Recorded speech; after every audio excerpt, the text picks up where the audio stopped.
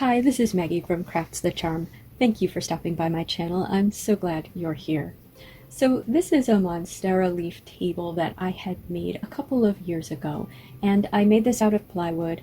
I drew a picture of a monstera leaf and then I cut it out of plywood with my saber saw, and then I sanded and stained it. And I attached these 10-inch hairpin legs, which I purchased on Amazon. Unfortunately, I left it out in the weather, and so this is what it looked like at the beginning of this season. So I need to revitalize this table, and I do have another table project coming up for you where I'm going to make a table from scratch using a similar method, but it's a little bit different. So I thought I would show you the revitalization of this monstera leaf table. So I began by just sanding it with a 60 grit sandpaper. I need to remove what's left of the old finish and try to get the top of this flat.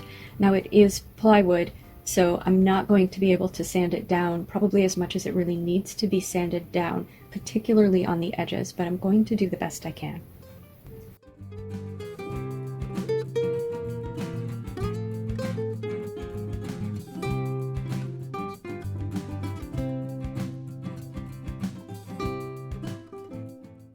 Now there are places where the plywood is coming apart because water got in there. So I'm going to use some wood glue and try to get it into those cracks by using a toothpick, spreading it around, and then I'm going to clamp that and let it dry for 24 hours.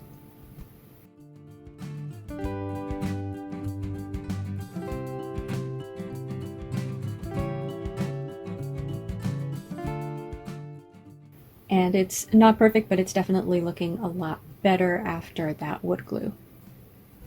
And I should have removed the hairpin legs right from the start. I think I was hoping that I would just be able to finish the top and be done with this, but I decided to remove the hairpin legs. Now here's the thing about the hairpin legs, is that originally I was going to make my own base for this table. I wanted it to look more like a leaf stem, but I didn't like the base that I was making. Actually tried two different bases and then finally just gave up and bought the hairpin legs. Now I like this style of leg. I feel like it's a modern style, so it really goes with this leaf table. It gives it a whole modern boho vibe, I think.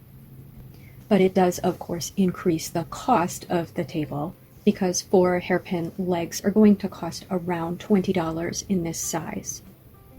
And of course, I only needed 3 of them. So when I designed the monstera leaf, I wasn't designing it for these hairpin legs. So you'll notice that one of the legs goes over a gap in the monstera leaf, and that is not ideal, but I had to position the legs so that they would hold the table up. So if I were remaking this table, I would draw the leaf a little bit differently so that you wouldn't be able to see the legs from the top of the table.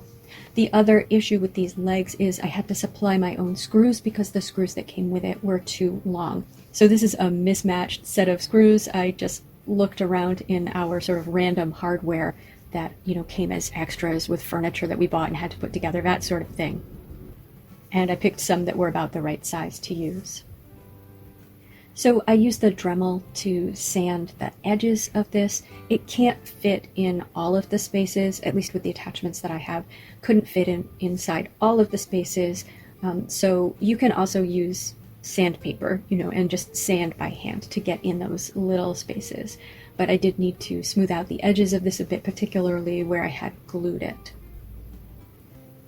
And then to refinish it, I dusted all of the sawdust off, and I used this Minwax in red mahogany. This is an oil-based stain, so I did this outside in good ventilation, and I let it dry outside as well. And I did both sides of this at once because I didn't want there to be any dribbles, so I really tried to get the whole thing and wipe up any drips, so that when I did the edge, for example, it didn't drip onto one side and give a darker edge around where the sides are. This wood was very, very thirsty, so staining both sides at once wasn't really a problem, and I dried it with the bottom down because the bottom is the less visible side of the piece.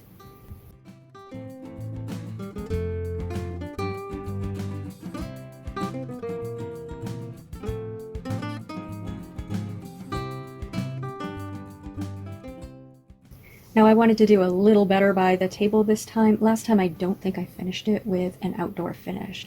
So I picked up this Varathane Ultimate Spar Urethane, which is an oil-based exterior finish. And this is a satin finish. I did not want it to be glossy. I sprayed 3 coats on.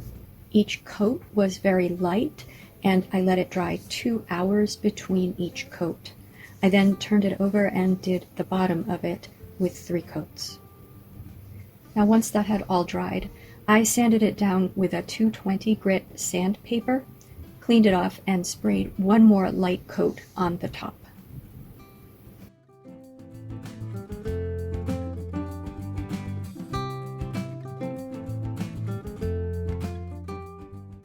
I then cleaned off the legs and reattached them where they were attached previously. Now we are still having pretty cold weather in New England. It's been in the 50s in June. We've had the occasional warm day, but I haven't set up my downstairs deck by the pool yet. So here is the table on my upstairs deck. If you liked this video, please give it a thumbs up. And if you enjoy this sort of content, please subscribe to Crafts the Charm.